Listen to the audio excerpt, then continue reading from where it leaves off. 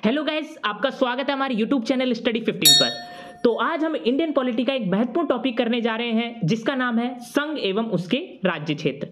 इस टॉपिक से रिलेटेड हम टोटल टॉप 80 क्वेश्चंस करेंगे। तो आज हम टॉप 40 क्वेश्चंस करेंगे जो आपके आने वाले एग्जाम्स के लिए बहुत ही ज्यादा इंपॉर्टेंट है। जो टॉप 40 क्वेश्चंस होंगे वो क्या करेंगे, हम अगली वीडियो में इसको कवर करेंगे। तो देरी ना करते हुए चले शुरुआत करते हैं आज के पहले क्वेश्चन के साथ। तो आज का पहला क्वेश्चन है कि जोड़ों में से किसने देशी रियासतों को भारतीय संघ का अंग बनाने में सबसे महत्वपूर्ण भूमिका अदा की थी। बहुत ही ज्यादा इंपॉर्टेंट क्वेश्चन है एग्जाम पॉइंट ऑफ व्यू से कि ऐसे कौन से व्यक्ति थे जिन्होंने देशी रियासतों को भारतीय संघ का अंग बनाने में महत्वपूर्ण भूमिका निभाई थी। तो जो देशी रियासतों को भारतीय संघ का अंग बनाने में जिन्होंने महत्वपूर्ण भूमिका निभाई थी वो थे सरदार वल्लभ भाई पटेल और बीपी मेनन। तो जो इसका सही आंसर है वो है आंसर नंबर बी। आज का अगला प्रश्न, भारत के संविधान में भारत को किस रूप में वर्णित किया गया है। इंपॉर्टेंट क्वेश्चन है एग्जाम पॉइंट ऑफ व्यू से कि भारत के संविधान में भारत को किस रूप में वर्णित किया है। तो भारत के संविधान में भारत को राज्यों का संघ कहकर वर्णित किया है। तो जो इसका सही आंसर है वो है आंसर नंबर सी। आज का अगला प्रश्न, भारतीय संविधान में निम्नांकित में से किस अनुच्छेद में राज्य पद को परिभाषित किया है। इंपॉर्टेंट क्वेश्चन है ये भी। भारतीय संविधान में ऐसा कौन सा अनुच्छेद है जिसमें राज्य पद को परिभाषित किया गया है। तो भारतीय संविधान में जो अनुच्छेद 12 है उसमें क्या किया गया है, राज्य पद को परिभाषित किया गया है। तो जो इसका सही आंसर है वो है आंसर नंबर डी। आज का अगला प्रश्न, निम्नलिखित कथनों पर विचार कीजिए। तो भारतीय संविधान के अनुच्छेद 12 के अनुसार राज्य में शामिल है, यानी हमें क्या करना है, जो नीचे कथन दे रखे हैं उसके हिसाब से इसका आंसर बताना है। तो जो कथन है वो है भारतीय संविधान के अनुच्छेद 12 के अनुसार राज्य में शामिल है, यानी भारतीय संविधान के अनुच्छेद 12 के अनुसार राज्य में क्या क्या चीजें शामिल है। तो जो भारतीय संविधान के अनुच्छेद 12 के अनुसार राज्य में शामिल है वो है भारत की संसद और सरकार, राज्यों की सरकार और विधानमंडल, और भारतीय राज्य क्षेत्र के भीतर या भारत सरकार के नियंत्रण के अधीन सभी स्थानीय और अन्य प्राधिकारी। ये तीनों की तीनों क्या है, अनुच्छेद 12 के अनुसार राज्य में शामिल है। तो जो इसमें से कथन का सही आंसर है वो है आंसर नंबर ए। आज का अगला प्रश्न, निम्नलिखित में से कौन सा राज्य का सबसे महत्वपूर्ण तथ्य है। इंपॉर्टेंट क्वेश्चन है एग्जाम पॉइंट ऑफ व्यू से कि ऐसा इनमें से कौन सा तत्व है जो राज्य के लिए सबसे महत्वपूर्ण है। तो राज्य के लिए जो सबसे महत्वपूर्ण तत्व है वो है संप्रभुता। तो जो इसका सही आंसर है वो है आंसर नंबर सी। आज का अगला प्रश्न,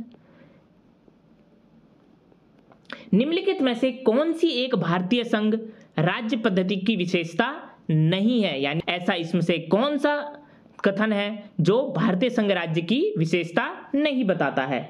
तो इनमें से जो भारतीय संघ पद्धति की जो विशेषता नहीं बताता है वो है उत्तर नंबर डी कि यह संघबद्ध होने वाली इकाइयों के बीच एक सहमति का परिणाम है। तो यह जो क्या है, भारतीय संघ राज्य की पद्धति की विशेषता नहीं बताता है। इसके अलावा भारत में स्वतंत्र न्यायपालिका है, ये क्या है, भारतीय संघ राज्य की एक विशेषता है। केंद्र और राज्य के बीच शक्तियों का स्पष्ट विभाजन किया गया है, ये भी क्या है, भारतीय संघ राज्य की विशेषता है। संघबद्ध होने वाली इकाइयों को राज्यसभा में असमान प्रतिनिधित्व दिया गया है, ये भी एकदम सही विशेषता है भारतीय राज्य संघ की। तो इसके अलावा जो आंसर नंबर डी है कि जो संघबद्ध होने वाली इकाइयों के बीच एक सहमति का परिणाम है, ये क्या है, जो भारतीय संघ है उसकी राज्यिक पद्धति की विशेषता नहीं है। तो जो इसका सही आंसर है वो है आंसर नंबर डी। आज का अगला प्रश्न, संविधान के अनुच्छेद 1 में भारत को क्या कहा गया है। Most important question exam point of view से कि भारतीय संविधान के जो अनुच्छेद 1 है उसमें भारत को क्या कहा गया है। तो संविधान के अनुच्छेद 1 में भारत को कहा गया है राज्यों का संघ। तो जो इसका सही आंसर है वो है आंसर नंबर डी।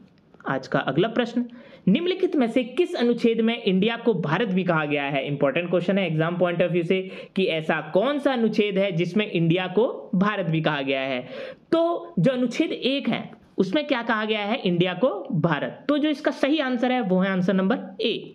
आज का अगला प्रश्न, भारत के संविधान के किस अनुच्छेद के अंतर्गत संसद नए राज्य को भारतीय संघ में सम्मिलित कर सकती है। इंपॉर्टेंट क्वेश्चन है एग्जाम पॉइंट ऑफ व्यू से कि भारत के संविधान में किस अनुच्छेद के अंतर्गत जो संसद है वो नए राज्य को भारतीय संघ में सम्मिलित कर सकती है। तो जो भारतीय संविधान का अनुच्छेद 1 है उसमें क्या है, संसद नए राज्य को भारतीय संघ में सम्मिलित कर सकती है। तो जो इसका सही आंसर है वो है आंसर नंबर ए। आज का अगला प्रश्न, ऐसे क्वेश्चंस आजकल बहुत ज्यादा पूछे जा रहे हैं एग्जाम में। क्वेश्चन नंबर 10 है, वो क्या है, कथन और कारण से है। तो जो पहले कथन दे रखा है वो है कि भारतीय संविधान के अनुच्छेद 1 में भारत को संघीय राष्ट्र के स्थान पर राज्यों का संघ कहा गया है। क्या इसका ये कारण हो सकता है कि भारतीय संघ इकाइयों से हुए समझौता का परिणाम नहीं है और इसमें घटक इकाइयों को संघ से अलग होने की स्वतंत्रता नहीं है? क्या यह जो कथन दे रखा है क्या उसका ये कारण सही है? तो जो ये ऊपर कथन दे रखा है ये एकदम कथन सही है, और जो ये नीचे कारण दे रखा है ये भी एकदम सही है। और जो एक कारण है ये कथन का क्या है, सही स्पष्टीकरण कर रहा है। तो इसलिए जो इसका सही आंसर है वो है आंसर नंबर ए। आज का अगला प्रश्न, भारत के संविधान का कौन सा अनुच्छेद भारतीय संसद को भारत में एक नए राज्य के गठन के लिए दिया गया है? इंपॉर्टेंट क्वेश्चन है एग्जाम पॉइंट ऑफ व्यू से कि भारत के संविधान का ऐसा कौन सा अनुच्छेद है जिसमें भारतीय संसद को भारत में एक नए राज्य के गठन के लिए दिया गया है। तो जो भारत के संविधान में अनुच्छेद 3 है, ये क्या है, भारतीय संसद को भारत में एक नए राज्य के गठन के लिए दिया गया है। तो जो इसलिए इसका सही आंसर है वो है आंसर नंबर 3। बहुत बार ये एग्जाम में क्वेश्चन पूछा जा चुका है। आज का अगला प्रश्न, भारत में एक राज्य की सीमा में परिवर्तन किया जा सकता है किस अनुच्छेद के अनुसार? इंपॉर्टेंट क्वेश्चन है एग्जाम पॉइंट ऑफ व्यू से कि ऐसा कौन सा अनुच्छेद है जिसके द्वारा भारत में एक राज्य की सीमा में परिवर्तन किया जा सकता है? तो अनुच्छेद 3 में दी गई प्रक्रिया के अनुसार हम क्या कर सकते हैं, भारत में एक राज्य की सीमा में परिवर्तन कर सकते हैं। तो जो इसका सही आंसर है वो है आंसर नंबर डी कि अनुच्छेद 3 में दी गई प्रक्रिया के अनुसार हम क्या कर सकते हैं, राज्य की सीमाओं में परिवर्तन कर सकते हैं। इंपॉर्टेंट क्वेश्चन है।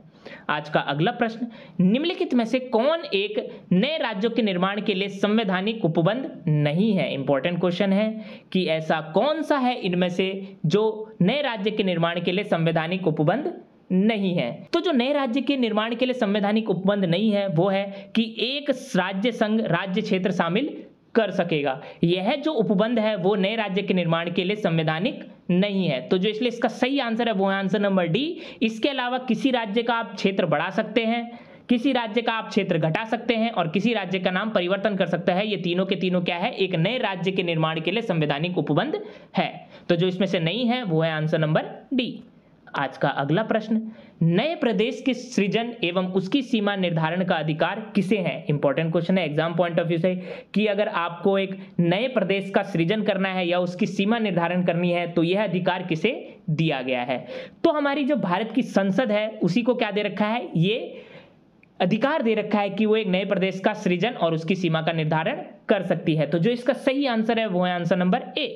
आज का अगला प्रश्न, भारतीय संघ के राज्यों का पुनर्गठन किया जा सकता है अथवा उनकी सीमाएं परिवर्तित की जा सकती है। इंपॉर्टेंट क्वेश्चन है एग्जाम पॉइंट ऑफ व्यू से कि यदि आपको भारतीय संघ के राज्यों का पुनर्गठन करना है या अथवा उसकी सीमाओं में परिवर्तन करना है तो आप किस प्रक्रिया द्वारा इसको गठित करेंगे? तो हम क्या करेंगे, साधारण बहुमत द्वारा क्या करेंगे, राज्यों का पुनर्गठन कर सकते हैं और उसकी सीमाओं में परिवर्तन कर सकते हैं।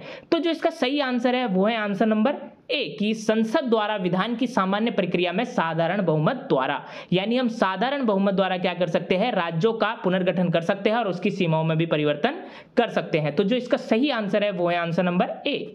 आज का अगला प्रश्न, भारतीय संविधान के अंतर्गत राज्य की सीमाओं में क्षेत्रीय परिवर्तन किए जा सकते हैं। इंपॉर्टेंट क्वेश्चन है एग्जाम पॉइंट ऑफ व्यू से कि अगर भारतीय संविधान के अंतर्गत हमें राज्य की सीमाओं में क्षेत्रीय परिवर्तन करते हैं तो हम उसको कैसे करेंगे? तो इसमें क्या होता है, जो संसद के विधायक होते हैं उनके द्वारा क्या किया जाता है, राज्यों की सीमाओं में क्षेत्रीय परिवर्तन किए जा सकते हैं। तो जो इसका सही आंसर है वो है आंसर नंबर सी। आज का अगला प्रश्न, एक विद्यमान राज्य की सीमा को परिवर्तन कर एक नवीन राज्य को बनाने की दृष्टि से 3 उपकरणों की आवश्यकता होती है, तो वे कौन से उपकरण हैं? इंपॉर्टेंट क्वेश्चन है एग्जाम पॉइंट ऑफ व्यू से कि यदि आपको क्या करना है, राज्य की सीमाओं को परिवर्तन करना है या एक नवीन राज्य को बनाना है तो आपको 3 उपकरणों की आवश्यकता होगी। तो वो 3 उपकरण कौन कौन से हैं? तो उन 3 उपकरणों के नाम है राष्ट्रपति, संसद और संबंधित राज्य का विधानमंडल। इन तीनों के द्वारा ही हम क्या कर सकते हैं, राज्य की सीमाओं को परिवर्तित कर एक नवीन राज्य को बना सकते हैं। तो जो इसका सही आंसर है वो है answer number D. Important question है ये भी। आज का अगला प्रश्न, भारत में नए राज्य का गठन किससे होता है? इंपॉर्टेंट क्वेश्चन है एग्जाम पॉइंट ऑफ व्यू से कि अगर भारत में नए राज्य का गठन करना है तो हम उसको कैसे करेंगे? तो अगर भारत में नए राज्य का गठन करना है तो हम क्या करेंगे, संसद में सरल बहुमत के द्वारा क्या कर सकते हैं, नए राज्य का गठन कर सकते हैं। तो जो इसका सही आंसर है वो है आंसर नंबर बी। आज का अगला प्रश्न, कथन ए भारत संघ नहीं है, या क्या उसका कारण हो सकता है कि किसी भी राज्य का क्षेत्र, सीमा, नाम उसकी सहमति के बिना भी परिवर्तन करने की शक्ति संघीय संसद को प्राप्त है। तो अभी हमें क्या करना है, जो नीचे दिए गए कूट है उनका प्रयोग करके इसका सही उत्तर चुनना है। तो कथन जो हमें दे रखा है, क्या उसका ये सही कारण है? तो जो इसमें पहला कथन दे रखा है वही गलत है, क्योंकि भारत संघ नहीं है ऐसा है ही नहीं, क्योंकि भारत एक राज्यों का संघ है। और जो इसका ये कारण है, कारण क्या है, सही है, लेकिन ये उसकी व्याख्या नहीं कर रहा है उस कथन की। तो इसलिए जो इसका सही आंसर है वो है आंसर नंबर डी, कि जो हमारा कथन है वो गलत है लेकिन जो कारण है वो एकदम सही है। तो जो इसका सही आंसर है वो है आंसर नंबर डी। आज का अगला प्रश्न, भाषाई प्रांतीय आयोग का गठन जून 1948 में किसकी अध्यक्षता में की गई थी? इंपॉर्टेंट क्वेश्चन है एग्जाम पॉइंट ऑफ व्यू से।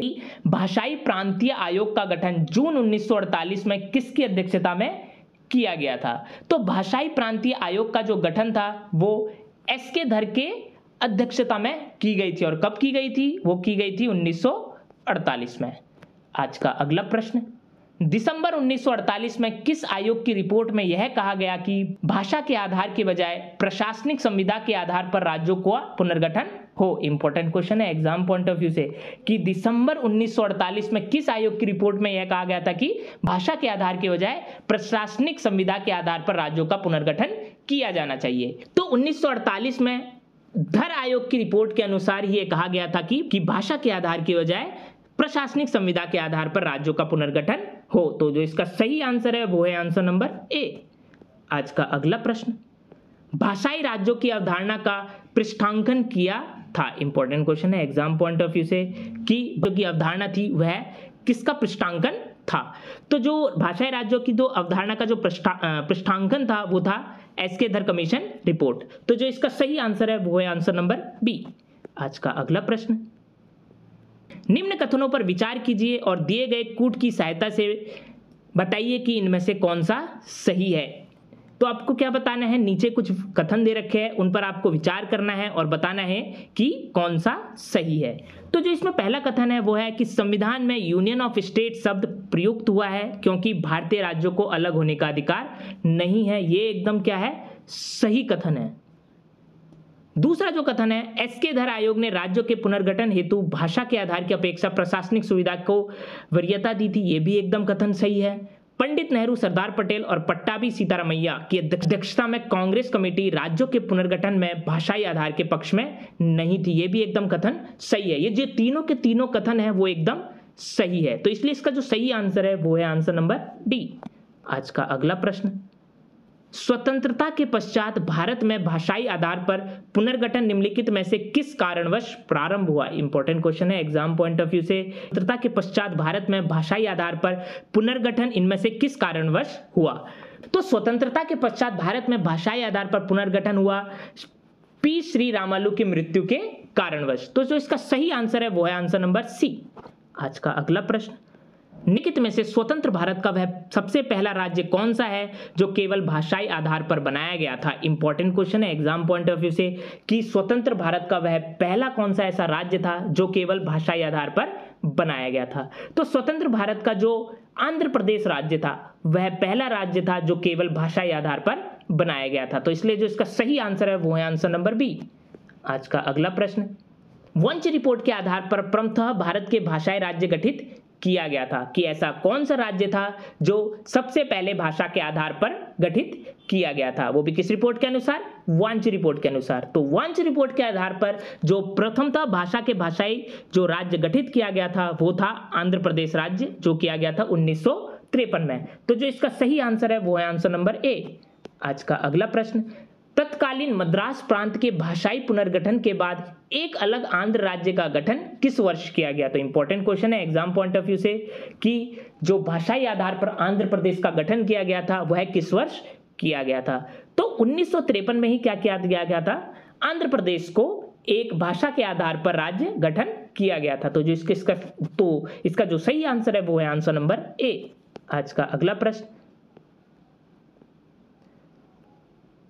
1950 के दशक के भाषाई राज्यों की प्रबल मांग के उपरांत निम्नलिखित में से कौन से राज्य पुनर्गठित हुए थे। यानी जो 1950 के दशक में भाषाई राज्यों की प्रबल मांग के अनुसार जो राज्य पुनर्गठित हुए थे वे कौन कौन से राज्य थे।